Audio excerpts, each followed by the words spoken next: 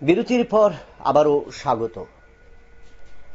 রাজ্যের বিভিন্ন দাবি দাবা নিয়ে প্রতিনিয়ত কিন্তু ময়দানে ডিওয়াইএফআই, এসএফআই এবং টিওয়াইএফ বিভিন্ন ছাত্র সংগঠনগুলো, বাম ছাত্র সংগঠনগুলো প্রতিনিয়ত বিভিন্ন দাবি দাবা নিয়ে কিন্তু তাদের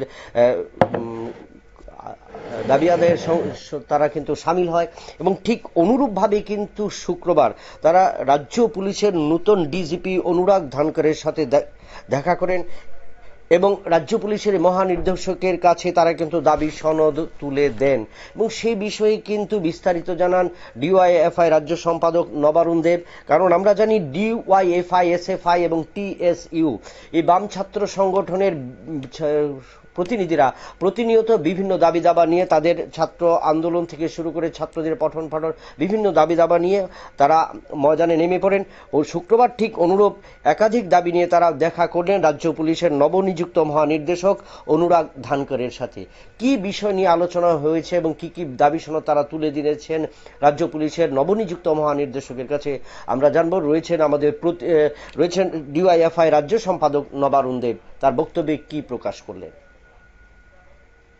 আমরা ডিওয়াইএফআই ত্রিপুরা রাজ্য কমিটির 5 জনের প্রতিনিধি দল রাজ্যের মহানির্দেশকের সঙ্গে ডেপুটেশনে মিলিত হতে যাচ্ছি।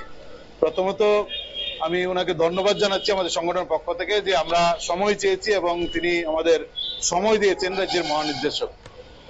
প্রথমত হচ্ছে রাজ্যের আইন শৃঙ্খলা একটা চরম অবনতি হয়েছে গত কয়েক বছরে। নেশার চূড়ান্ত বারবারন্ত, গোটা রাজ্য নেশায় ডুবছে, এমনকি স্কুল কলেজে পর্যন্ত নেশা আশ্রে পড়ছে। বিভিন্ন দিকে যে করিডোর গুলা, সেই করিডোর গুলা সম্পূর্ণভাবে মুক্ত।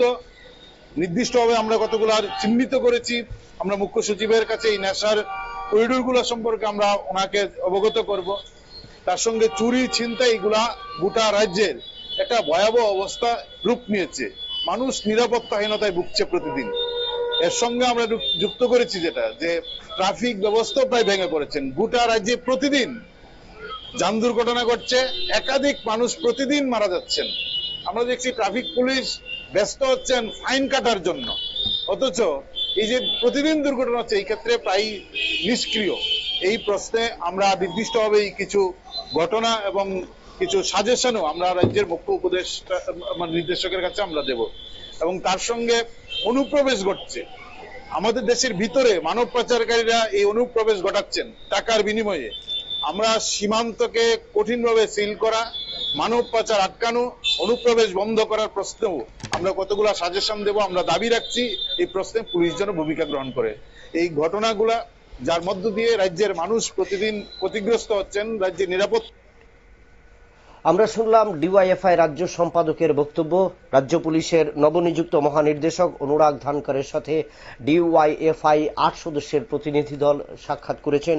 তাদের মূল দাবির মধ্যে ছিল রাজ্যের আইন শৃঙ্খলা, নেশামুক্ত ত্রিপুরা এবং চুরি ছিনতাইয়ের ঘটনা প্রতিনিয়ত যেভাবে রাজ্যে বাড়ছে তার পাশাপাশি নিরাপত্তাজনিত কারণ এবং ট্রাফিকের গাফিলতির কারণে রাজ্যে প্রতিনিয়ত যান দুর্ঘটনার শিকার হচ্ছেন মানুষ।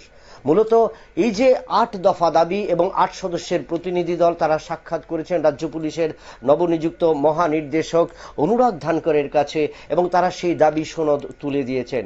তারা আশা প্রকাশ করেছেন ডিওয়াইএফআই এর তরফ থেকে যে সমস্ত দাবিগুলো এই রাজ্য পুলিশের মহানির্দেশকের কাছে প্রেরণ করা হয়েছে সেগুলোর দিকে আগামী দিনে নজর দিবেন রাজ্য পুলিশের মহানির্দেশক অনুরাগ ধানকর।